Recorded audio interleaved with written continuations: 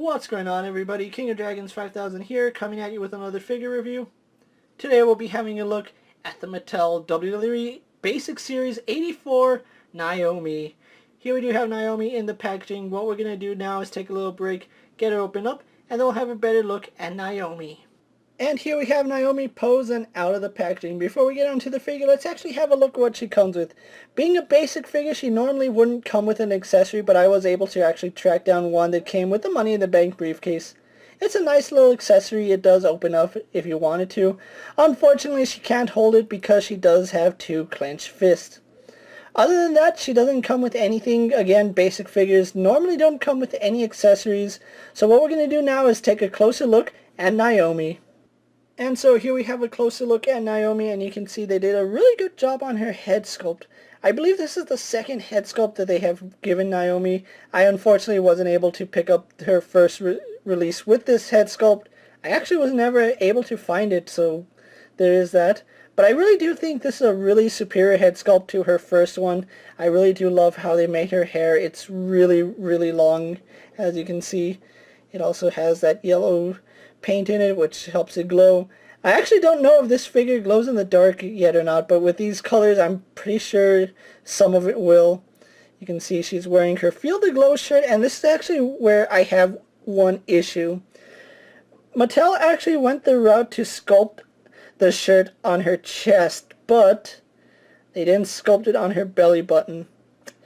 If you're going to sculpt the shirt at the chest, sculpt it at the belly button too, because that looks terrible. If you're going to do it, go all the way with the sculpt. Don't just cut it off where her chest is and leave the belly button. That looks stupid. But anyway, still a really nice figure. You can see it does say Feel the Glow. Sleeves come down to her bicep.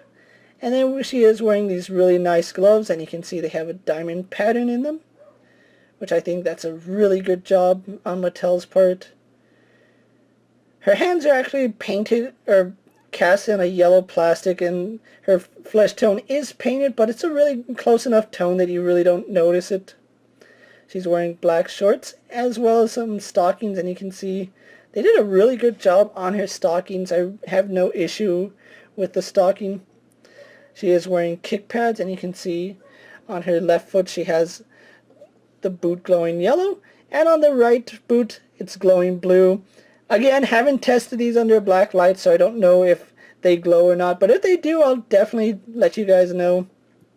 So with that out of the way, let's actually have a look at how Naomi compares to a few figures you may have in your collection. And here we have Naomi posed next to an Alicia Fox figure and an older Naomi figure. And you can see how these two are very different in the face. Really loving the way this one came out. And then here we have Naomi posed next to Dana Brooke and Alicia Fox, and you can see they all scale really well, Dana Brooke being the shortest and Alicia Fox being the tallest.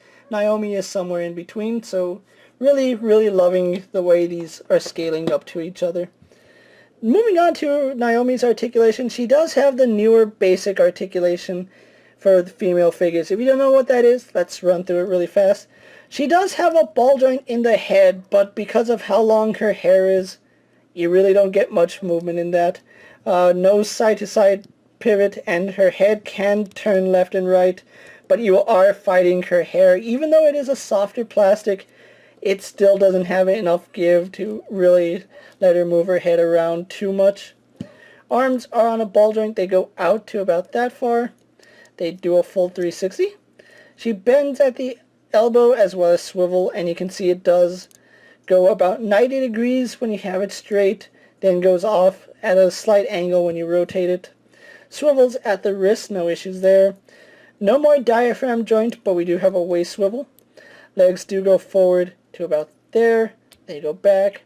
They go out to about that far. No thigh rotation, but we do get a single bend in the knee, as well as boot swivel. No ankle hinges, which is a little bit unfortunate, but still overall liking the way this figure came out. So what we're going to do now is take a little break and get Naomi posed for my final thoughts.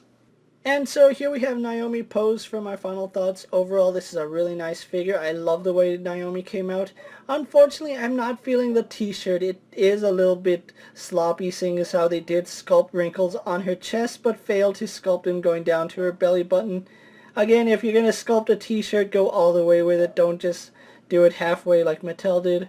But other than that, I still love this update to Naomi. Now, there is a Walgreens exclusive Naomi coming out in the future. However, that figure isn't out yet. So until then, this is a really nice stand-in.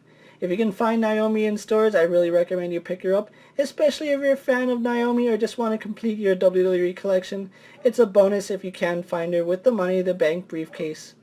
With that being said, guys, I'm King of Dragons 5000. Don't forget to like this video, leave a comment, subscribe to my channel, go check out all my other action figure reviews, as well as all my other WWE videos. Hopefully you find them informative.